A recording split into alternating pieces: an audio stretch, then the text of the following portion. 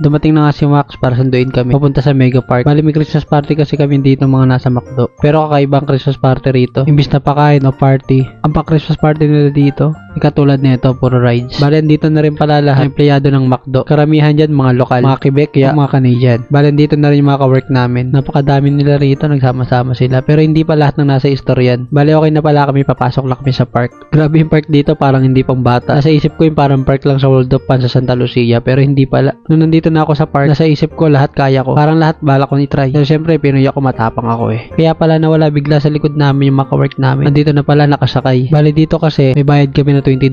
Pero i-refund lang yun once na sumama ka. Biruin mo yun, kailangan mo sumama para bumalik yung pera mo. Tapos meron sila dito ticket. 3 ticket para sa food, snack, drinks, and candies. Okay na din, di ba?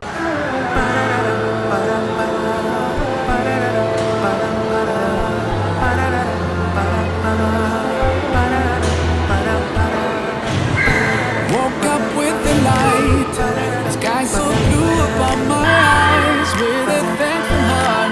Today is another brand new start. I feel so positive, just wanna do my best and show this world I'm living in all of the love that I can give. There are many things that I can do, many things, yeah, make me feel so close to you.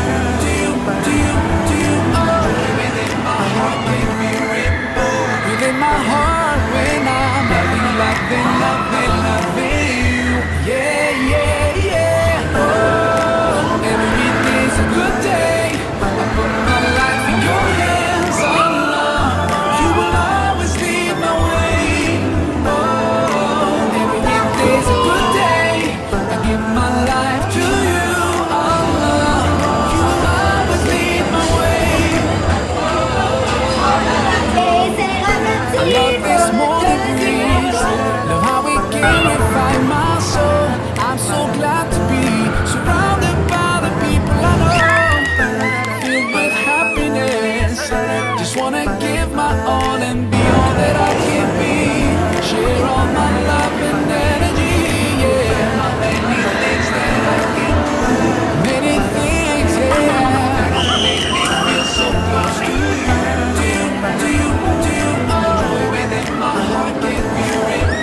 Within my heart, when I'm loving you,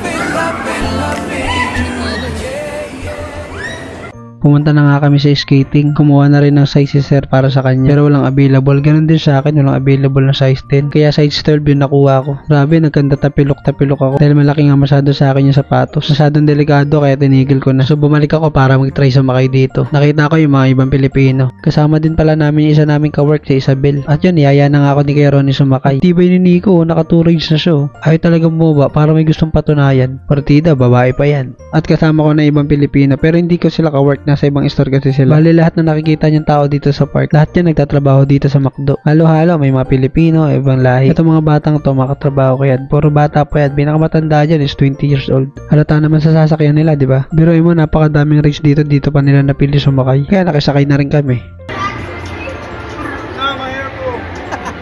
So ayun, magkakasama na kami magkakatrabaho. Ako kulit ng mga batang to eh. Kala mo matatandaan sila dahil yung mga katawan nila matured na. Pero yung totoo, sobrang babata pa ng mga yan. Bali dito kasi, pag umidad 14 years old ka na, isa independent ka na, pwede ka na magtrabaho kahit saan mo gusto. Sa mga umiikot na yan, may isang babae na nakaitim dyan, napakalaking babae. Akalain mo 14 years old lang yan, kaka-birthday niya lang ang nakaraang buwan. So yun, nagkita-kita na kami ng mga ibang friend ni Sir Nel.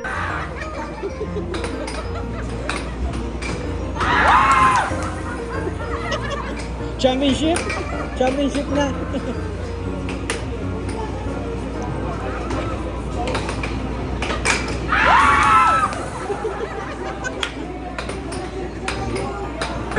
Max! I already did this one. You ready? Oh, this one. Take us a picture, please.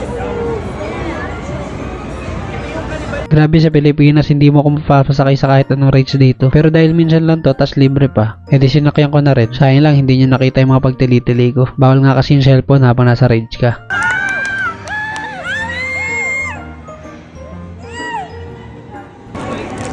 Sabag yan? Sayang habang namimili ako ng foods ko, biglang lumapit sa akin yung pinakamayari ng buong McDo rito. Tinanong ako, saba bien, ibig sabihin kung kamusta ako. Siyempre, dahil di ako nagpi-friend, sinabi ko na lang, I'm good. Nahanap ko pala si Rose dito kasi kanina nagkita kami. Yung pinakaunang naging kaibigan ko rito sa Canada. Dahil dalawa lang naman kasi kami ang parehas na employer. First time ko rin na-experience tong 3D na to. Grabe, para totoo yung nangyayari sa nakikita mo sa camera. Parang totoo talaga yung ride, saka yung mga binabaril mong zombie. Ako, kung di talaga ako ng ibang bansa, di ko maranasan tong mga to. Ganun yung Christmas party rito ng buong McDo na hawak ng Majetsi or nung may-ari. Ganun sila magpa-Christmas party. Iba-ibang pakuloy meron sila. Ang saya naman, di ba?